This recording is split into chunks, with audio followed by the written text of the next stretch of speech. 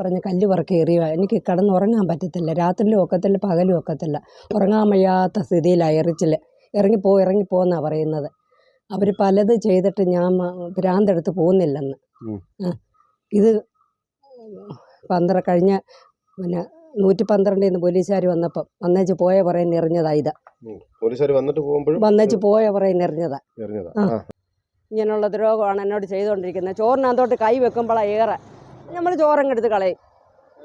നിങ്ങൾ മാത്രമേ ഉള്ള ഒരു ആശ്രയം. എനിക്ക് ജീവിക്കാൻ വേറെ മാർഗ്ഗമില്ല. ഒരു 5 സെൻറ്റ് ഭൂമി മാത്രമേ ഉള്ളൂ. അതിൻ്റെ അകത്ത് ഒന്നുമില്ല. ഞാൻ തെണ്ടിക്കൊണ്ട് വന്നേലേ എൻ്റെ ജീവിതം കഴിയാനുള്ളൂ. ഞാൻ 2.5 രൂപ ഉള്ളപ്പോൾ തൊട്ട് ജോലിക്ക് ഇറങ്ങിയ ഒരു പെണ്ണുമ്പിള്ള ഇന്നും വയസ്സ് 62 വയസ്സായി.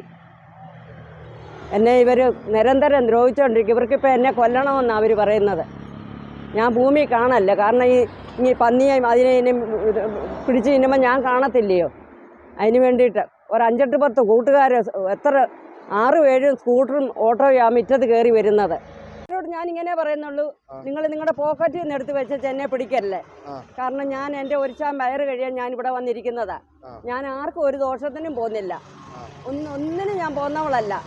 പിന്നെ എനിക്ക് ഈ റോഡിൽ വന്നിരുന്ന് ഇത് ചെയ്യേണ്ട കാര്യമില്ല. ഇങ്ങനെ ഉണ്ടായിരുന്ന എൻ്റെ പെരക്കകത്തിരുന്നാൽ മതിയെന്ന് ഞാൻ പറഞ്ഞു. ഞാൻ നാണം കെടുത്താനല്ല ഇവിടെ വന്നിരിക്കുന്നതെന്ന് പറഞ്ഞു. എനിക്ക് സമ്പാദിക്കണ്ട. അന്നൊന്ന് ഒരു വീട്ടിൽ ഇവിടെ എടുത്തോണ്ട് പോയി വെക്കും. പന്നിയെ പിടിക്കും. പന്നിയെ പിടിച്ച് തിന്നുക. അതിന് എനിക്ക് ഇത് കുരുക്കിടാൻ വേണ്ടി അഴിച്ചോണ്ട് പോകും. ഇതൊക്കെ ഞാൻ കാണുകയില്ലയോ. അതിന് വേണ്ടി ചെയ്യുന്ന പരിപാടികളാണ് ഇത് മൊത്തം. പന്നിയും പ്ലാവിനെയും എല്ലാം ഈയിടെ പിടിച്ച് തിന്നു. അതിൻ്റെ അറിയണമെങ്കിൽ ഈയിടെ എല്ലാം ഉണക്കമീൻ അടുപ്പിട്ട് ചുട്ട് നേരം വെളുക്കുന്ന ചുട്ട് കടിക്കുമായിരുന്നു. നല്ല മണം. എന്നെ കാണുമ്പം പെട്ടെന്ന് താത്തു വെക്കും എല്ലാവരും അടുപ്പേന്ന്. തിളച്ച് വരുന്ന നല്ല മണമുണ്ട്. എന്നിട്ട് പോലും ഞാൻ ആർക്കും ഒരു പരാതി കൊടുത്തില്ല. ഇവിടെ ഞാൻ എൻ്റെ കട ആൻസ് വിൽക്കുന്നു, മറ്റേ വിൽക്കുന്നു എന്നും പറഞ്ഞ ഇവിടെ എല്ലാം കയറി ഇറങ്ങി നടന്നത്. എസ്എസ്കാർ പല പ്രാവശ്യം ഇവിടെ കയറി വന്നു, പോലീസുകാർ കയറി വന്നു. എല്ലാവരും രാവിലെ 5:50 ആകുമ്പോൾ ഞാൻ ഈ കട തന്നെ വന്നത്. കട തുറന്ന് ചായ ഇടുന്നതാ. രാവിലെ എനിക്ക് 100 രൂപ വണ്ടിക്കൂലി, വൈകിട്ട് എനിക്ക് 60 രൂപ വണ്ടിക്കൂലി. എൻ്റെ ഈ കടയെല്ലാം തകർത്തു. ഈ കെട്ടിവെക്കുന്ന വലകളെല്ലാം അറുത്ത് കണ്ടിച്ച്, കട അറുത്ത് കണ്ടിച്ച് 3 പ്രാവശ്യം അറുത്ത് കണ്ടിച്ച് എല്ലാം കൊണ്ടുപോയി. ഇപ്പം എൻ്റെ അലമാരി മൊത്തം തല്ലിപ്പൊട്ടിച്ച് വെച്ചേക്കുവാണ്. അങ്ങനെയുള്ള ദ്രോഹങ്ങളാണ് രാജേഷും തമ്പിയൊക്കെ എന്നോട് ചെയ്യുന്നത്. ഭയങ്കര ശല്യങ്ങളാണ് ഉണ്ടായിരുന്ന. എല്ലാം അറുത്ത് കണ്ടിച്ചുകൊണ്ട് പോയി. അത്ര കഷ്ടതയല്ല ഞാനിവിടെ കഴിയുന്നത്. ഒരു മോനുണ്ട്, മോനെ പോലും വീട് നിർത്തൽ, മോൻ വരാതിരിക്കാനുള്ള എല്ലാം അവന്മാർ ചെയ്തു വെച്ചേക്കുക. എന്തോ കടയിൽ വന്ന് ഞാൻ ഇവിടുന്ന് വീട്ടിൽ ചെല്ലുമ്പോഴില്ലയോ, വീട്ടിൽ ചെന്ന് കഴിയുമ്പോഴേ രാത്രിയില്ല അവന്മാരുടെ പോട്ടി. ഇവിടെ പകലല്ലല്ലോ. ഞാൻ ഇവിടുന്ന് പോയി കഴിഞ്ഞിട്ടാ. ആന്നു അയൽവക്കക്കാർ തല്ലും. എൻ്റെ മോന് ലവ് ലെറ്റർ കൊടുത്തതാണ് ഇതിനെല്ലാം കാരണം. അതങ്ങനെ ചോദിക്കാൻ പറയുകയൊക്കെ ചെയ്ത് പിന്നെ മരുമോൾ അവിടുന്ന് പിണങ്ങിപ്പോയി. ഇങ്ങനെയൊക്കെയുള്ള കാര്യങ്ങളാണ്. ഒരു കാരണവശാലും ജീവിക്കാൻ ഒന്ന് പറഞ്ഞ രണ്ടാമത്തേന് രാജേഷ് 2 പിച്ചാത്തിയാണ് ചാടി ഇറങ്ങുന്നത്. ഇറങ്ങി പൊടിയെന്ന് പറഞ്ഞാൽ തല്ലി വരുന്നത്. അങ്ങനെയൊക്കെയുള്ള നാശങ്ങളാണ് എന്നോട് ചെയ്തുകൊണ്ടിരിക്കുന്നത്. ഒരു കാരണവശാലും ജീവിക്കാൻ സമ്മതിക്കത്തില്ല. ഇപ്പം ഞാൻ ഇവിടെ വന്നിരിക്കല്ലെന്നാ പറയുന്നത്. എൻ്റെ ഇരിപ്പ് അവർക്ക് സഹിക്കാൻ വയ്യാന്ന്. ഞാനിവിടെ കസേര ഇട്ടിരിക്കുന്നത് അവർക്ക് കാണാൻ വയ്യാന്ന്. അങ്ങനെയൊക്കെയുള്ള കാര്യങ്ങളാണ് ഉണ്ടാകുന്നത്. 100 പരാതി കൂടുതൽ കൊടുത്തതാണ്. ഒരു പ്രയോജനവും ഇല്ല. പോലീസുകാർ ഇവിടെയും വന്നതാ. ഒരു പ്രയോജനവും ഇല്ല. അവന്മാർ കൈക്കൂലി കൊടുത്തും മദ്യം കൊടുത്തും അവരെ മയക്കിയെടുക്കും. നീ എന്നാൽ പിന്നെയും കൊണ്ട് കൊടുക്കടിയെന്നാണ് അവരുടെ കൂട്ടാളികൾ എന്നോട് വന്ന് ഇവിടെ കടയിൽ വന്ന് വെല്ലുവിളിക്കുന്നത്. അതുകൊണ്ട് ഇവിടെ മേളിലാണ് അവിടെ താമസിക്കുന്നത് പോലും. എപ്പോഴും ഇതിലേ പോകുന്നതാ. എൻ്റെ കടയിലും വന്ന് ഓരോന്ന് വീടിയൊക്കെ മേടിക്കുന്നതാണ്. അതുകൊണ്ട് ഞാനിവിടെ ആൻസ് വിൽക്കുന്നെന്നും പറഞ്ഞ് എസ്എസ്കാരെ കൊണ്ടുവന്ന് 10 പ്രാവശ്യം കൊണ്ടുവന്ന് എസ്എസ്കാർ ഇവിടെ കയറി ഇറങ്ങി എൻ്റെ ഒരു ബക്കറ്റ് അവർ തല്ലിപ്പൊട്ടിച്ചിട്ടാണ് പോയത്. പിന്നെ അതുപോലെ തന്നെ വീടിയും സിഗരറ്റ് ഇല്ലായിരുന്നു. അന്ന് വീടി ഉണ്ടായിരുന്നു. 10-12 കാർ വീടി ഉണ്ടായിരുന്നു. വനിതാ പോലീസ് ഞങ്ങൾ ചോറുണ്ടോണ്ടിരിക്കുമായിരുന്നു. ഒന്ന് ബലമായിട്ട് പേര് വന്ന് കയറി എടുത്തോണ്ട് പോയി. ഞാൻ അന്നേരം പറഞ്ഞു, സാറേ എന്നെ പിച്ചാ തിന്ന സാറേ, എന്നെ കൊന്നേച്ച് പോയപ്പോൾ എന്ന് പറഞ്ഞ വനിതാ സാറുമാരോട് ഞാൻ പറഞ്ഞതാ. അത്ര രോഗമാണ് ഈ തമ്പിയും രാജേഷും എല്ലാം കൂടെ എന്നോട് ചെയ്യുന്നത്. 8 വർഷം ആവുന്നു ഇവിടെ ഇരിക്കാൻ തുടങ്ങിയിട്ട്. അന്ന് തൊട്ട് എന്നോടുള്ള ദ്രോഹമാണ്. കാരണം അവർ വന്ന് പോലീസുകാർ അവരോട് ചോദിക്കുമ്പോൾ എന്നെക്കൊണ്ട് അവർക്ക് ആർക്കും ഒരു ശല്യവുമില്ല. ഞാൻ ഒരു കെട്ട തീക്ക് പോലും കയറി പോകത്തില്ല. എൻ്റെ മിടുക്കൊന്നുമല്ല. ഒന്നിനും ഞാൻ പോവുകയില്ല. എന്നെ ദ്രോഹിക്കുന്ന ഇവരിങ്ങനെ. ഇപ്പം ഞാൻ ആ വീട് കളഞ്ഞു പോകണം, ഒരു വിഷയവും. വീട്ടിലെന്തോ അവര് ചെയ്യുന്നേ? വീട്ടിൽ കല്ല് പറക്കി എറിയുക, പിന്നെ ലാമ്പ് അടിച്ച് നോക്കുക, ലൈറ്റ് അടിച്ച് നോക്കുക, കതകിൻ്റെ ഇടയിൽ കൂടെ വന്ന് നോക്കുക, ഞാൻ കിടക്കുന്ന ജനലിൻ്റെ അവിടെ വന്ന് ഇങ്ങനെ ചെവി ഓർക്കുക. ഇതൊക്കെയാണ് പരിപാടി. അങ്ങനെ ജനലിൻ്റെ അവിടെ കിടന്ന് അത് കഴിഞ്ഞ് ഞാൻ ഇങ്ങേപ്പുറത്ത് വന്ന് ഇപ്പം ഇവിടെ വന്നപ്പോൾ അതിനെക്കാട്ടിലും 2 ജനലിൻ്റെ അവിടെ അപ്പുറം ഇപ്പുറം കട്ടിലിട്ടാ കട്ടിലല്ല കിടക്കുന്നത്. ഇത് ഏതാ സ്ഥലം?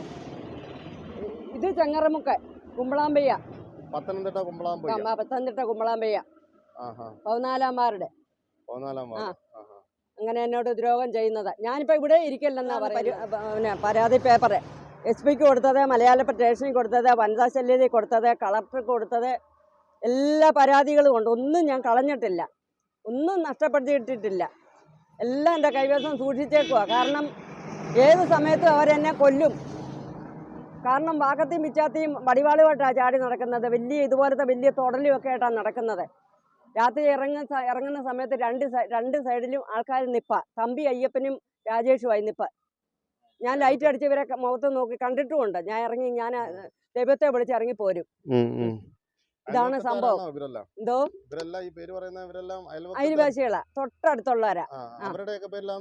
ആന്നു വേറെ ആരുടെയും പേരില്ല. അവർ ഈ 3 എണ്ണത്തിന്റെ പേരിലേ കൊടുത്തിട്ടുള്ളൂ. ഞാനപ്പോ ഒന്നിൽ അവിടുന്ന് ഇറങ്ങിപ്പോണം, അല്ലെ എന്നെ തല്ലിക്കൊല്ലണം. ഇതാ ഞാൻ ഭൂമിയിലുണ്ട്. കാരണം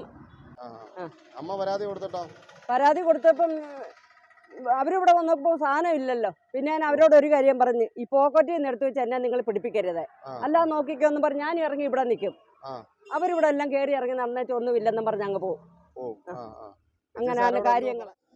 എല്ലാ അയൽവാസികളാ, വേറെ ആരുമല്ല. പിന്നെ അതുപോലെ തന്നെ എനിക്ക് പെണ്ണിനെയും ചെറുക്കനെയും കെട്ടിക്കണ്ട. ഇങ്ങനെയൊക്കെയുള്ള ദ്രോഹങ്ങളാണ് ഇവർ എന്നോട് ചെയ്തുകൊണ്ടിരിക്കുന്നത്. ഇപ്പം ഞാൻ ഇവിടെ ഇരിക്കരുത്. ഇപ്പം ഞാൻ ഇവിടെ ഇരിക്കുന്ന അവർക്ക് കാണാൻ വയ്യാന്ന്.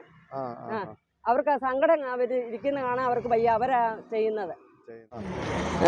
ബഹുമാനപ്പെട്ട സാറിനോട് പറയാണ്, ഞാനിവിടെ ഇരിക്കരുത്, ഇവിടുന്ന് കച്ചവടം ചെയ്യരുത്, ഈ കടയിൽ വരരുത്, ഞാൻ എൻ്റെ വീട്ടിലും പോകരുത്, ഞാൻ എങ്ങും ഇറങ്ങി നടക്കല്ല, ഞാൻ ഭിക്ഷ എടുക്കുന്ന കാണാനുള്ള പണികളാണ് അവർ ചെയ്യുന്നത്.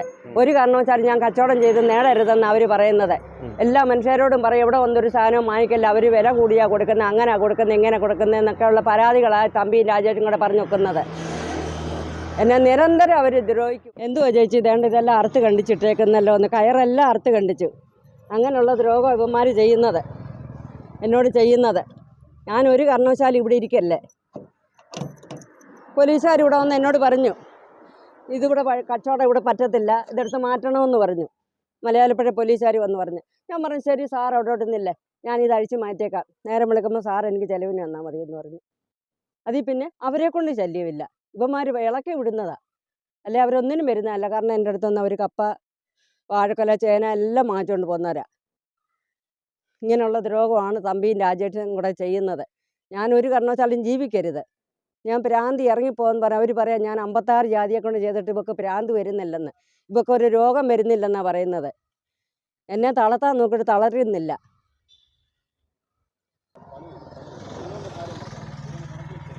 അങ്ങനെയാണ് ഇതെല്ലാം എന്നോട് ചെയ്യുന്നത്. ഒരു കാരണവശാലും ജീവിക്കാൻ സമ്മതിക്കത്തില്ല.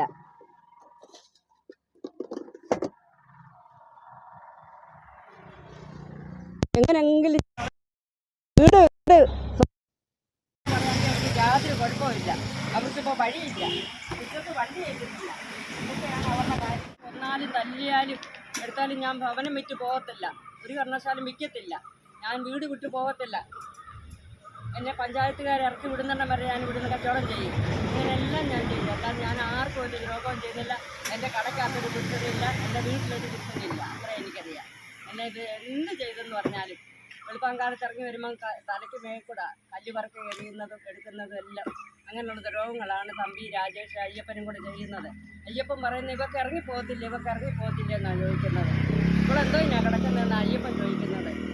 സാറന്മാരെ, എനിക്കെന്ത് സംഭവിച്ചാലും നിങ്ങൾ വേണം ഇതിൻ്റെ അകത്ത് ഉത്തരവാദി.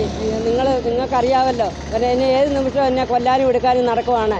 ഞാനൊരു ഇത് അതിന് മുമ്പ് അതുകൊണ്ട് ഇവിടെ എറിഞ്ഞതാ, ഭിത്തിക്കെറിഞ്ഞതാ. ഇത് എറിഞ്ഞ പാടാ. അതിൽ വെള്ളം അടിച്ച് കൂട്ടുകാർ കൂടി ഇവിടെ എല്ലാം ഇരിക്കുമായിരുന്നു. അങ്ങനെ എറിയുന്നത്. ഇതെല്ലാം എറിഞ്ഞാണ്ട് ഈ സിമെന്റിന്റെ എല്ലാം എറിഞ്ഞ് പൊട്ടിച്ചതാ. നല്ല എറിഞ്ഞ് പൊട്ടിച്ചതാ. ഇറങ്ങി പൊടിയെന്നും പറഞ്ഞ് ഇറങ്ങി പൊട്ടിക്കുന്നത്. ഞാനിവിടെ കിടക്കണ്ട നിന്ന് ചേച്ചി ഇവിടെ കിടക്കണ്ടെന്നാ പറയുന്നത്. ഇറങ്ങി പൊടിയെന്നും പറഞ്ഞ് എന്തെല്ലാം വർത്താനം ഇല്ലാത്തതും കൊല്ലാത്തതും എല്ലാം പറഞ്ഞുണ്ടാക്കി ആൾക്കാരെ കൊണ്ട് നാണം കെടുത്തുക. അവര് നല്ല ആൾക്കാരും. എവിടെ സ്ഥലം? കുമ്പളാമ്പയ്യ. കുമ്പളാമ്പയ്യ 14-ാം വാർഡ്. 14-ാം വാർഡ്. എത്ര നാളുകൊണ്ട് പോലീസിൽ പരാതി കൊടുക്കുന്നു? 7 വർഷം. 7 വർഷം.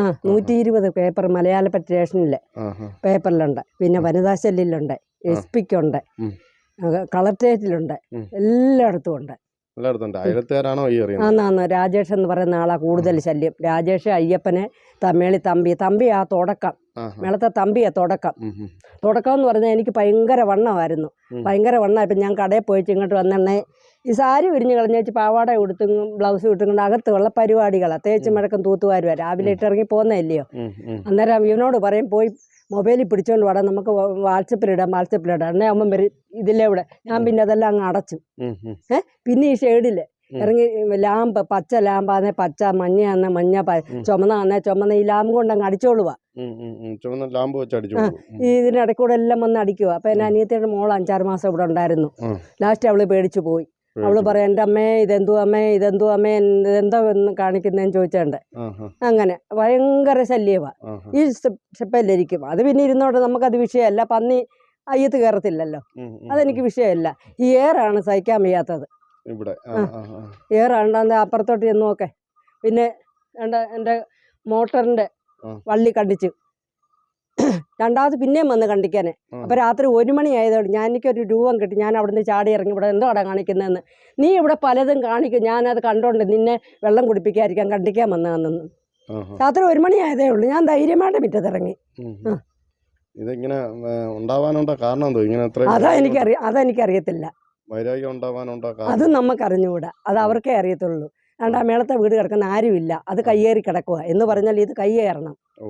ഇപ്പൊ അവർക്ക് വഴിയില്ല. വഴി മേളത്തെ മുറ്റത്തൂടെ വീട് ഇപ്പൊ ഒരു വീട് വെച്ചപ്പം വണ്ടി മുറ്റത്ത് ചെല്ലുന്നില്ല. അപ്പം നോക്കിയപ്പം ഇനി എന്നെ തള്ളി വിട്ടാൽ അതേ ഉള്ളു മാർഗം. അതിനുള്ള പണിയായി ചെയ്യുന്ന മൊത്തം. ഒന്നടങ്കം ചെയ്യുന്ന അതാ. ഈ നാട്ടുകാരും അറിയുന്നില്ല ഇതൊന്നും. അപ്പൊ എൻ്റെ ഒരാഗ്രഹം ഇത് പുറത്തെല്ലാരും അറിയണം. ഒന്ന് പറഞ്ഞ് രണ്ടാമത്തെ 2 പിച്ചാത്തിയായിട്ടാണ് ചാടി വരുന്നത്. ഹസ്ബൻഡ് ഉള്ളപ്പോഴും അവൻ്റെ അമ്മായിയമ്മയെ നിർത്തിയ മുക്കുഴിലുള്ള മണി എന്ന് പറഞ്ഞവർ അവരാ പറഞ്ഞു. അവരൊന്നിനും പോകുന്നതല്ല, അവര് നിരപരാധികളാ, വെയ്യട വെച്ചാത്തേന്ന് പറഞ്ഞു. എല്ലാരും ഉണ്ടായിരുന്നു. അവൻ്റെ അച്ഛനെ ആരാണ്ട് അടിച്ചു. അവിടെ കോളനിയുള്ള ആരാണ്ട് അടിച്ചു. അതിന് ഞങ്ങൾ പുറകെ ചെന്നില്ലെന്ന്. അവരെ അടിക്കുന്നതിന് ഞങ്ങൾ ഇതിനെ പുറകെ പോകുന്നത്. ഇതൊക്കെയാണ് വിഷയങ്ങള്. അല്ല വാരിക്കെട്ടി ഒന്നും വേണ്ട. ഇവിടെ എനിക്ക് 5 സെന്റ്. അത് 100 അളപ്പ് അവൻ അളന്ന് വെച്ചേക്കോ, അളവുകാർ കൂടാതെ. പോലീസിൽ കൊടുത്തിട്ടുണ്ട്, വനിതാ സന്നിധി കൊടുത്തിട്ടുണ്ട്. എല്ലാവരും വനിതാ സല്ലികാരൊക്കെ ഇവിടെ വന്നതാ. വന്നിട്ട് അവര് നോക്കിയിട്ട് പറഞ്ഞു ഈ സർവീസ് വയർ കണ്ടിച്ചു. എന്നിട്ട് കുരങ്ങാന്ന് പറഞ്ഞു. പോലീസുകാർ വന്ന് പറഞ്ഞത് കുരങ്ങാന്ന് പറഞ്ഞു. ഇവര് പറഞ്ഞെന്ന്. ഇവര് വീഡിയോ പിടിച്ചെന്ന് പോലും. പിന്നെ അപ്പുറത്തന്നെ ജനലിൽ തല്ലി പൊട്ടിച്ചു. അത് കുരങ്ങാന്ന് പറഞ്ഞു. അങ്ങേപ്പുറത്തൊന്നും പൊട്ടിച്ചിട്ട് അത് അവൻ്റെ അച്ഛൻ പറഞ്ഞു, എടാ ആ പെണ്ണുമ്പുള്ള നിരപരാധിയാണ്ട് അല്ലേ ഇപ്പം നീ അകത്ത് കയറി കിടന്നേനെ. പിന്നെ അവൻ തന്നെ അവൻ്റെ ജനലെടുത്ത് ഇതിലിട്ട് തന്നു. അങ്ങനെയൊക്കെയുള്ള നാശങ്ങളാണ് എന്നോട് ചെയ്യുന്നത്. അതൊക്കെ അവർക്കേ അറിയത്തുള്ളൂ, നമുക്ക് എന്നാൽ ഒന്നും അറിയത്തില്ല. മൃഗശല്യമുള്ള ഒരു ഏരിയ ആണോ? മൃഗശല്യം അങ്ങനെ കൂടുതലായിട്ടൊന്നുമില്ല. അവരൊരു വർഷം മൊത്തം ആ പെണ്ണ് ഗർഭിണിയായിരുന്നു. ഇല്ലായിരുന്നൊരു കൊച്ചുണ്ടായപ്പം കരിക്കും വെള്ളം കുടിക്കില്ല. അന്ന് ആ ഒരു വർഷം മൊത്തം ഇല്ല കരിക്ക് അറുത്തിട്ടേച്ച് ലാസ്റ്റിലൊരു പ്ലാങ്കമ്പ് ഓടിച്ചിട്ട് മെമ്പറെ വിളിച്ച് പറഞ്ഞു. മെമ്പറോട് പറഞ്ഞു, മെമ്പറെ അമ്പിളിച്ചേ കടയിലുണ്ടെന്ന് പറഞ്ഞേക്കണേ പ്ലാങ്കമ്പൊക്കെ ഒടിഞ്ഞെന്ന്, കുരങ്ങ് തെള്ളിയിട്ടാന്ന്. അങ്ങനെയൊക്കെയുള്ള ശല്യങ്ങളാണ് എന്നോട് ചെയ്യുന്നത്. തമ്മിലുള്ള വിഷയമാണ്. ആന്ന് നമ്മൾ പോലീസിലും ഒന്നും പരാതിപ്പെട്ടിട്ട് ഒരു പ്രയോജനവും ഇല്ല.